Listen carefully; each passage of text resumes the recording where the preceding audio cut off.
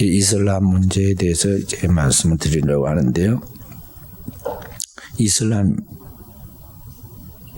이 말은 아랍 지역의 예언자라고 불렸던 무함마드 570년에서 632년에 있었던 사람인데요. 자기가 최후의 선지자라고 자청하죠. 나머지 선지자는 바로 이 무함마드를 이제 소개하기 위하여 온 사람이다 하고 그렇게 과장해서 말한 사람이죠. 그가 만든 종교가 바로 이 이슬람 이 교회입니다. 이슬람. 그래서 무함마드 교라고도 하죠. 그가 만든 일신교인데 이게 이제 알라라는 그 신을 숭배하죠. 이슬람을 직역하면은 자신의 모든 것을 인도한다. 그런 뜻이에요. 이슬람이라는 말은 아랍어로 자신의 모든 것을 인도한다. 유일신으로 믿고 있는 알라에 대한 절대적 복종을 담고 있는 이 말로서 이슬람은 타슬림이란 말에서 파생된 말이에요. 또 반면에 이 무슬림이란 말들이 나오잖아요. 이슬람이 있고 또 무슬림인데 무슬림은 뭐냐면 바로 이슬람교를 믿는 신도들을 무슬림이라고 그래요. 그러니까 종교를 말할 때는 이슬람이라고 그러고 그 종교를 믿고 다른 사람들 무슬림이라고 하고 모슬렘이라고도 불러요. 이슬람 신도라는 뜻의 아라비아예요. 그러니까 이슬람 이 종교의 법들을 따르고 순종한 사람들을 이 무슬림 또는 모슬렘이라고도 하는데 현대 많은 사람들이 이슬람에 대하여 잘못된 오해를 하고 있어요. 그건 뭐냐면 기독교와 이슬람이 같은 뿌리를 가지고 있다고 그렇게 알고 있다는 거죠. 다시 말해서 구약성에 보면 아브라함이 언약의 자손이 이삭을 낳기 전 그의 첩 아브라함의 저 하가를 통해서 인간적인 방법으로 잘못된 아들을 낳았는데 그 아들이 이스마엘이고 그 이스마엘의 후손이 이슬람이라고 그렇게 오해를 하고 있다는 거죠. 근데 이건 어떻게 해서 그렇게 오해를 대다수 사람들이 하고 있느냐 하면요. 이 무함마드가 이제 그 세력을 펼쳐나갈 때 초창기에 힘이 약하니까 정치적 권력과 군사 힘이 약한 때 기독교와 유대 교인들을 자기 편으로 끌어들이기 위해서 형제인 것 같이 하려고 그들이 홍보용으로 만든 자료인데 실제로 이 무슬림의 경전이라 불리는 이 영어로 하면 코란이고 그리고 그들의 발음으로 하면 꾸란이라는 그 경전에 보면 전혀 다른 이야기인 것을 볼 수가 있어요. 그러니까 그들이 지금 말하는 이 아브라함의 후손이라고 한 것은 이거 그들이 만드는 홍보용으로 지금 이 기독교인들 또 저기 유대교인들을 속이려고 그렇게 하는 것이고 또 그들이 믿고 있는 유일신이라고 믿고 있는 알라도 우리가 성경에 나와 있는 하나님을 뜻한 것 같지만 전혀 다른 그들의 신이에요. 그때 그들이 믿고 있는 종족 부족 신들이 수십 개가 있는데 그 중에 신 중에 이 달의 신이라는 신이 하나 있었는데 이 달의 신을 숭배하던 그 신의 이름이 알라였어요.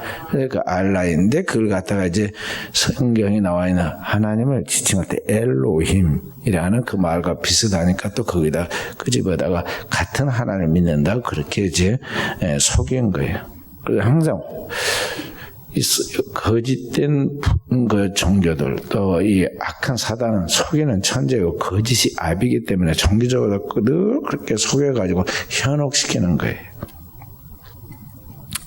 그래서 여기 보면은 그들이 지금 성경의 아브라함을 자기들의 조상이라고 말하는데 그들의 경전이 꾸란을 읽어보면요 거기에 나와 있는 그들의 그 조상은 전혀 다른 사람이에요. 이름이 좀 비슷한 것 같은데 전혀 다른. 그러니까 이 그들이 이제 마호메트의 조상이라고 부르면서 그가 이제 아브라함의 후손인 것 같이 하지만은 그들의 조상을 제 뿌리를 보면 어디에 나와 있느냐면 그들의 경전에 그들의 꾸란 경전에 나와 있는데 꾸란 6장 74절을 보면은 거기에 보면은 그들의 아버지 이브라힘이라고 나와요. 이브라힘. 아브라함하고 완전히 다르죠. 아브라함이나 완전히 다른 말이에요.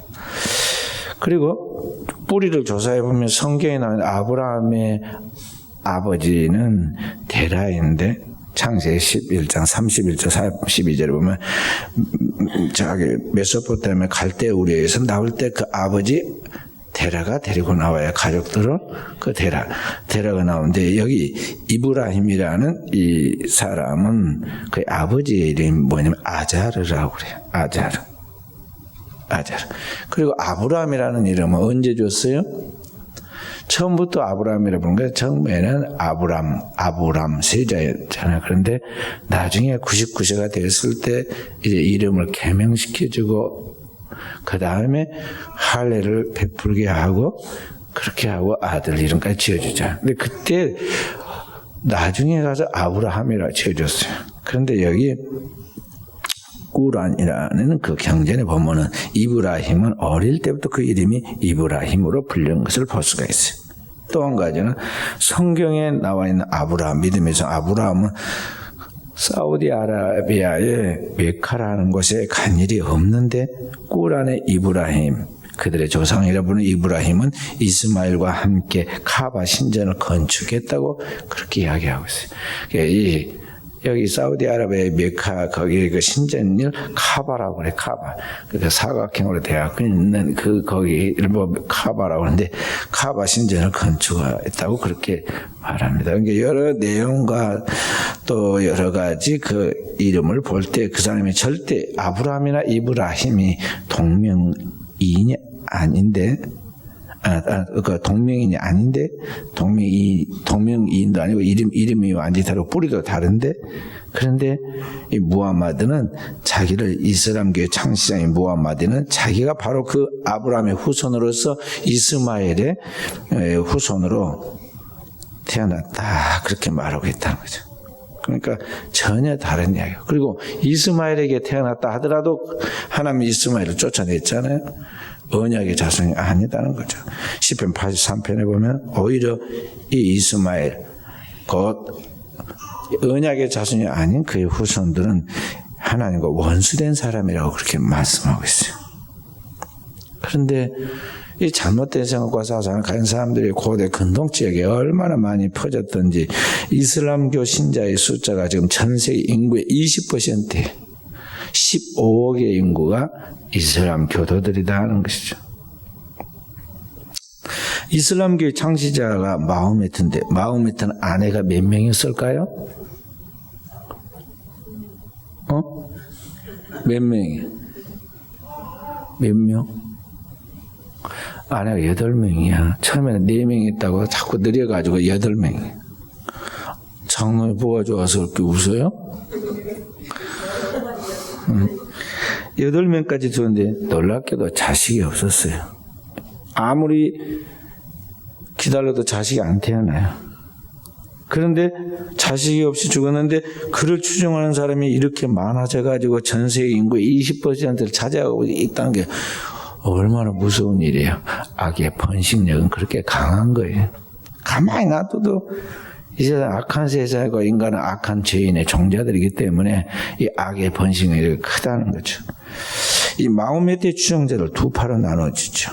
먼파와 먼파가 있죠. 시아파하고 수니파가 있어요. 시아파는 어떤 사람들이에요? 마호메트의 혈육 중에서 후계자를 세워야 한다는 것이 시아파예요. 그게 아니라 집단 지도체제에서 나가야 한다는 게 그게 수니파예요. 어디가 더 숫자가 많을까요? 마호메트의 정통 혈육을 찾아야 한다고 그러니까 그렇게 찾은 시아파가 수가 적어요. 시아파의 종족은 이란이고 그 다음에 집단 지도체제를 가는 그런 개념으로 난 종족은 사우디아라비아인데 여기 수니파가 이 보면은 이슬람 인구의 90%. 이슬람 인구의 90%. 그러니까 거의 이제 이슬람 교도들 하면은 여기 수니파를 말한다고 볼 수가 있어요. 두 나라 이란과 이제 사우디아라비아 두 나라가 막 경쟁하고 또 싸우고 그러잖아요. 이게 이제 같은 무슬림이면서도 무엇이 또 정통인가에 대한 지금 다툼을 하고 있는 거죠. 우리나라에 들어와 있는 무슬림의 숫자는 얼마일까요?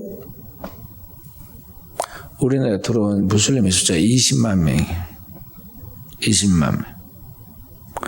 무슬림의 성직자를 이맘이라고 하는데 이 이맘을 보면 그들의 선교사가 많이 들어와서 아주 막 집단으로 이렇게 생활하고 그들만의 법을 지켜나가려고 그렇게 하고 있죠. 특히 지금 할랄 식품을 세운다고 그래가지고 익산 지역을 중심해서 그 지역에 익산 지역이 우리나라에 거의 이제 남한의 중간 지점이거든요. 그리고 그 정도 지점에 거기에 영적 싸움이 상당히 심각해요. 원불교도 거기에 있죠. 기독교도 강세죠. 거기 가면 그럽니다. 근데 이제 무슬림까지 들어와가지고 거기 자리를 잡고 지금 있어요. 한국에서 무슬림으로 개종해서 이제 따르는 신도들도 있어요. 얼마나 될까요? 한국인 신자도 한 4만 명 정도 돼요. 4만 명. 원래 들어온 무슬림도 있고 우리나라에서 개종되고 믿고 따는 사람도 한 4만 명 된다. 우리나라에서 지금 세계에 선교사가 나간 숫자가 3만 명이 못 됩니다. 그러니까 3만 명 잡고 기독교는 3만 명 정도밖에 안 되는데 이 무슬림이 이렇게 조그만 나라에 많이 들어왔기 때문에 이게 앞으로 국가적으로 큰 문제예요. 그래서 이슬람 문제, 동성애 문제 뭐 등등의 이런 것들을 잘 대비해야 돼요. 그 중에서 우리가 매스컴에서 자주 이야기하고 늘 듣고 있는 이 IS가 있죠. IS는 무엇이냐면 이슬람 국가라는 말의 약자예요. 이슬라믹 스테이트라는 그 말의 약자를 따서 IS라고 한 거예요. 첫자만 따가지고 대문자로 IS라고 해요. 이슬라믹 스테이트. 그냥 이슬람 국가 그런 말이에요. 근데 우리는 그냥 IS 단체라고 그러잖아요. IS 집단 그렇게 부르죠. 이라크 북쪽의 모술 지역과 이라크 서쪽에 위치한 시리아의 동쪽 라카를 점령하고 2013년도에 이 지역을 이슬람 국가로 선포했어요. IS. 그래서 이슬람 집단의 핵심 세력들이 거기서 이제 국가 규모를 가지고 나가죠. 그래서 지금 미국을 중심으로 전 세계가 그것을 어떻게 처리하려고 계속 싸웠잖아요.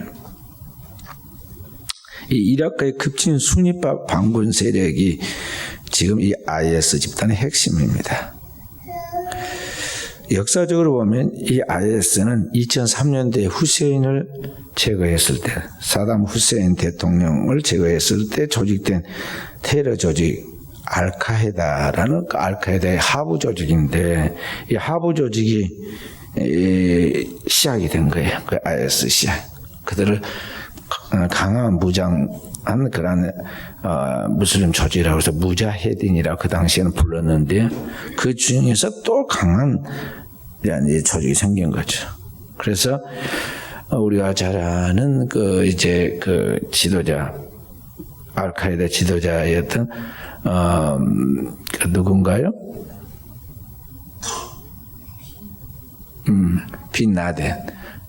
빈라덴을 제거하고 나니까 이제 조용할 줄 알았더니 이제 또 다른 지도자가 생겼는데 이 IS의 리더가 나왔죠. 그래서 바르크 알바그다디였는데요. 이 바르크 알바그다디가 이슬람의 모술 지역과 인근의 유전을 점령하고 모술의 중앙은행을 접수해 4억 달러 돈을 수중에 넣고 그 지역 전체를 계속 점령해 시리아의 북부 라카까지 점령해서 떠돌지 않고 과거처럼 돌아다니면서 테러하지 않고 거기서 집중적으로 이렇게 세력을 키워갔죠. 이라크의 사담 후세인이 실각한 이후 등장한 이 IS는 이 알바그다디가 이끌고 있었는데 최근에 미군의 공격으로 죽었죠. 그의 은신처가 발각되어 가지고 이제 궁견이 냄새를 맡게 해가지고 이제 추적했는데 궁견에 쫓기다 결국에는 마지막 장소에서 자폭해서 죽게 됩니다. 그래서 그 찾아내가지고 죽게 만드는데 큰 활약을 했다고 그래가지고 궁견을 갖다가 막 보여주잖아요. 그 궁견 개. 옛날 오사마 빈 라덴을 죽일 때도 군견이 쫓아가지고 찾아냈죠. 이렇게 후각과 막 추적력으로 쫓아왔어요. 그래서 그 미국의 대통령, 오바마 대통령이 백악관에 그 개를 초청해 가지고 상금으로 그 먹을 걸 줬잖아요. 그랬는데 이번에도 이제 그 군견 공을 많이 세웠다고 그래가지고 이제 군견 계급도 없는데 이제 그게 어떻게 포상할 것인가 뭐 그런 것도 의논하고 그런 것도 보게 되죠. 어찌됐든 하나를 제거하면 없어질지 않으면 악의 세력은 계속 나오게 되었고 있어요. 어찌됐든 이렇게 해서 이 IS의 지도자를 최근에 제거했는데 이 IS가 왜 이게 전 세계에 적이 되느냐 하면요. 이 IS는 그들 나름대로의 신정 국가를 세우는 최고의 신조를 자기들이 정해놓고 거기에 맞지 않으면 다 적이라고 생각해서 공격을 했고 심지어는 같은 무슬림일지라도 자기들의 신조를 고백하고 따르지 않으면 공격을 했어요. 그러니까 사방으로 적을 만든 거죠.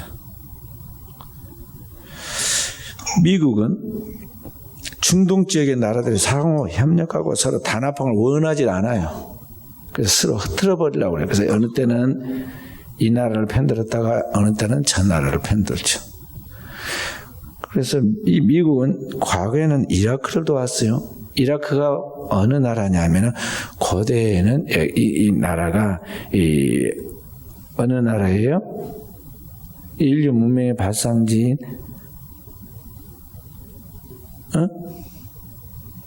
그 나라가 어느 나라예요? 고대 본 이집트 이라크라는 나라가 이게 고대에는요 고대 바벨론이 있는 그런 지역이단 말이죠. 아주 그 역사적으로 보면은 대단한 화려한 그 나라의 그 역사를 가지고 있는 나라인데 그렇게 쇠퇴해가지고 좀 막 이 나라 저 나라에 쫓겨서 나가게 되죠. 근데 이라크라는 이 나라가 미국이 과거에는 그 이라크를 돕다가 나중에 그를 공격해서 전쟁을 일으켰죠. 왜 그랬을까요? 돕다가 보니까 말이죠. 이라크의 곁에 있는 쿠웨이트를 공격했어요. 왜 쿠웨이트를 공격해서 실제로 빼앗아 가지고 쿠웨이트를 이라크의 19번째 주로 만들었어요. 근데 미국이 그걸 보면서 이라크를 지금까지 돕다가는 이라크를 집중 공격해서 전쟁까지 일으켰다. 왜냐하면 이 쿠웨이트가 기름이 많이 있거든요. 이 쿠웨이트의 유전이 얼마나 많은지 몰라요. 이 쿠웨이트라는 나라는 인구가 60만 밖에 안 되는데 나라가 되었고 그들이 얼마나 잘 살았느냐 하면 이게 개인 국민 소득이 6만 불이었다고요. 그리고 우리나라는 한 2만 불을 그렇게 목표하고 나갈 때 여기는 6만 불이었으니까 얼마나 잘 산 걸 알 수 있죠. 기름이 그렇게 많이 났다 말이죠. 근데 그것을 이라크가 공격을 해서 빼앗아 버리니까 미국이 그걸 보겠어요. 그래서 당장 이라크를 공격해가지고 쿠웨이트를 돕는다는 핑계로 그 유전을 빼앗은 거예요. 미국이라는 나라를 우리나라의 그 선진들은 말하기를 미국을 믿지 마라. 소련에 속지 마라. 일본은 일어난다. 막 그런 말 했잖아요. 그런데 이 미국이라는 나라가 지금도 국제사회는 이익사회니까요. 지금도 그러잖아요. 우리나라 남과 북이 이게 서로 잘 해가지고 통일돼가지고 그렇게 하면 우리는 좋고 도덕적으로 맞을 것 같은데 그렇게 하면 장사가 안 되는 거죠. 이쪽 저쪽으로 해서 다 물건도 팔고 그렇게 하는데 안 되는 거예요. 그러니까 지금 계속 이렇게 하죠. 언제든 그럴 수 있는 거예요. 국제사회는 도덕사회가 아니고 이익사회예요.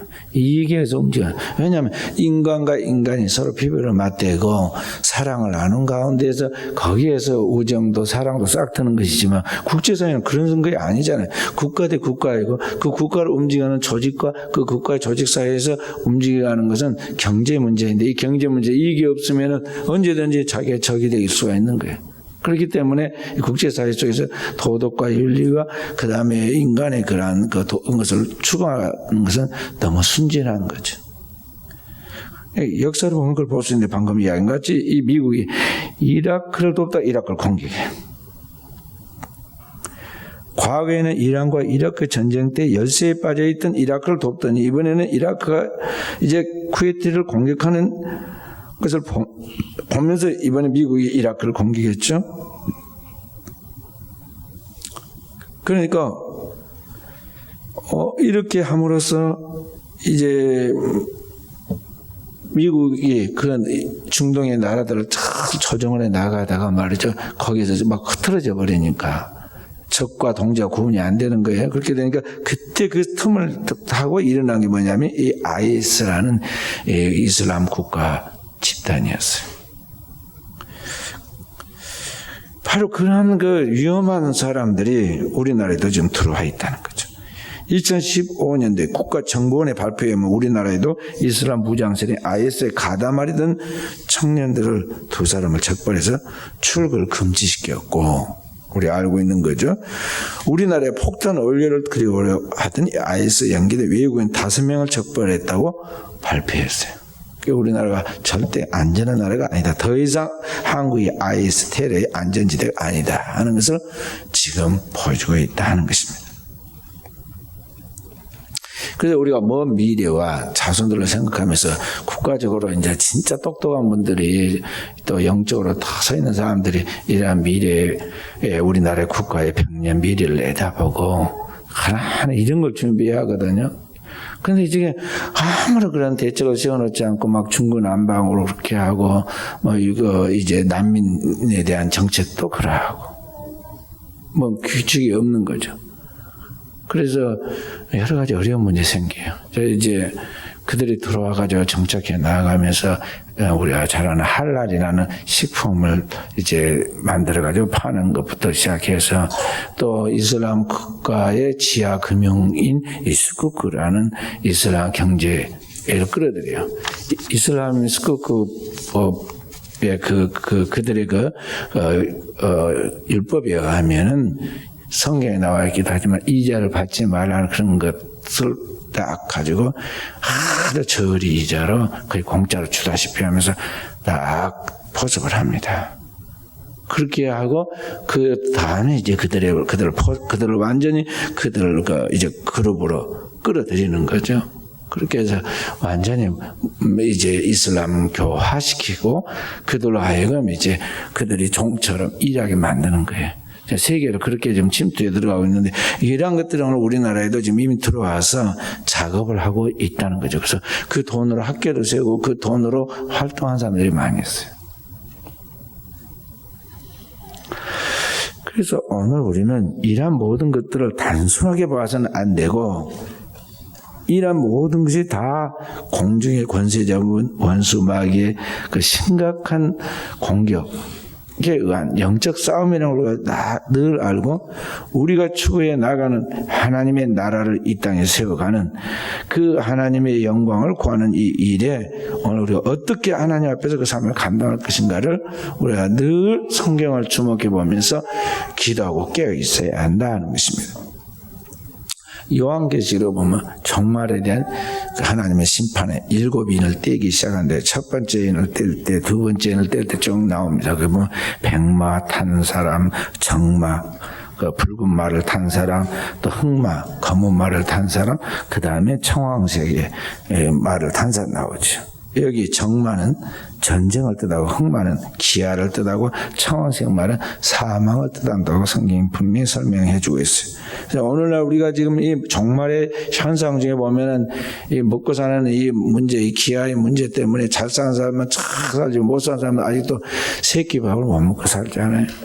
또 이 지구상에는 끝없이 전쟁이 쉬지 않는데 이제 종말이 돼가서 더 심각한 전쟁에 들어가고 있다는 거죠. 마지막에 아마겟돈 전쟁까지 이제 무서운 전쟁으로 발전해 갈 거예요. 그리고 인간의 세계에 재앙과 죽음이 다가온다는 것입니다.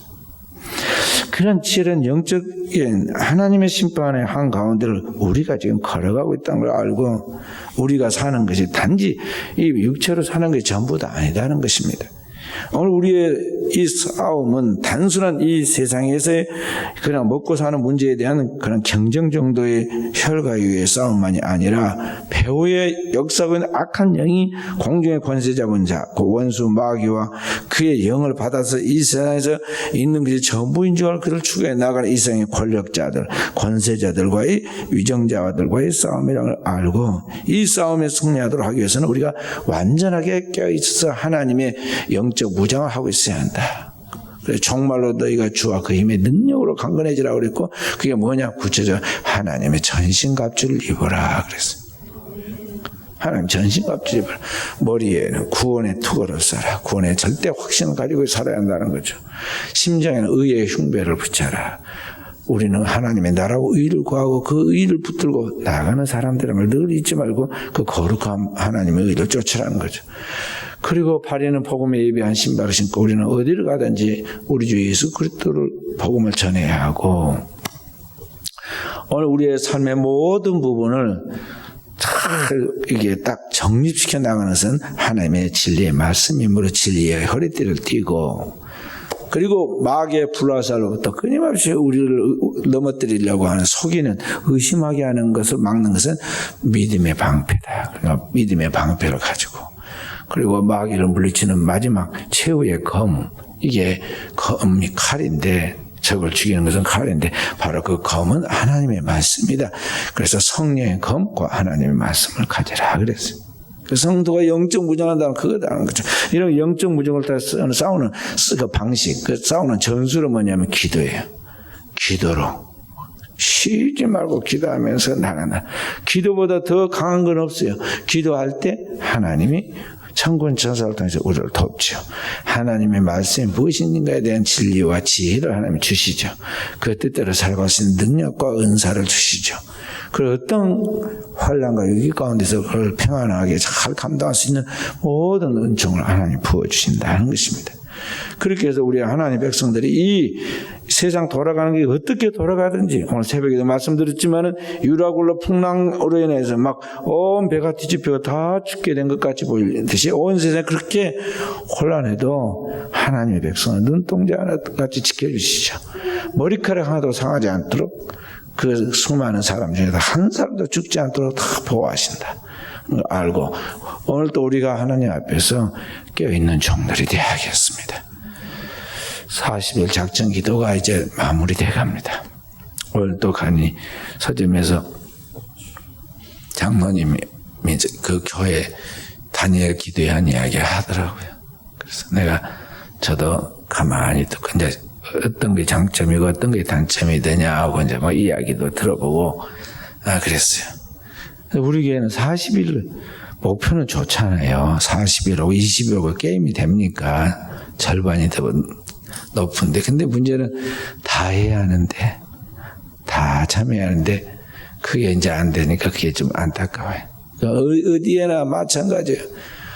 무슨 일을 할 때 우리가 다 하면 좋지만은 또 다르게 다른 사람도 있는 거 보면은 마귀한테 속아가지고 다음에 하자 하자는 사람도 또 있고 육신에 속아가지고 육신에 져가지고 끌려가는 사람도 있고 다 그럽니다. 하루아침에 높은 수준에 도달하지는 않아요. 다 누구나 그 단계를 밟아가는데 우리는 모두가 다 장성한 그리스도의 분량에 이르도록 먼저 간 사람이 앞에서 끌어주고 기다려주고 또 뒤에 가는 사람은 막 열심을 내서 줄을 사모하고 달려가도록 해야겠고 그렇게 해서 다 목표인 하나님의 나라에 도달할 수 있도록 하나님의 나라의 그 표대를 딱 삼고 달려갈 수 있도록 우리가 깨어있는 종들이 되어야겠습니다. 추수감사주일 이제 며칠 안 남지 않았는데 준비할 게 많죠. 지금 우리가 잘 준비해서 빠짐없이 준비해가지고 추수감사절에는 우리 앞에 영광 돌릴 수 있는 축복의 시간이 되도록 해야겠습니다. 기도하십시다. 살아계신 아버지 감사합니다. 오늘 또 주의 종들 하나님 앞에서 기도하오니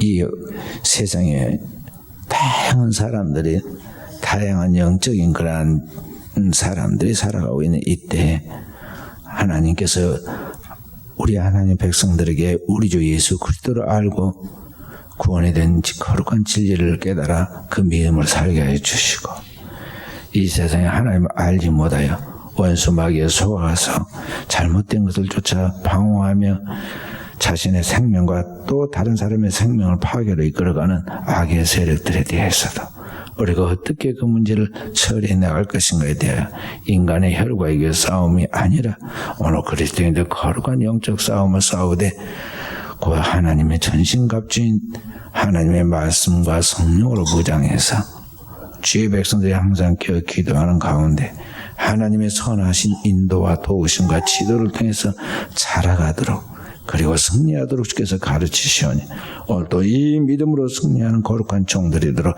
축복하옵소서.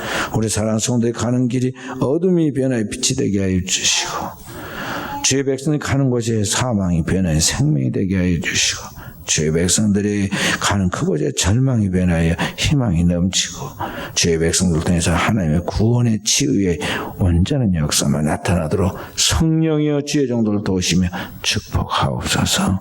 모든 말씀을 구주 예수님 이름으로 기도하옵나이다. 아멘.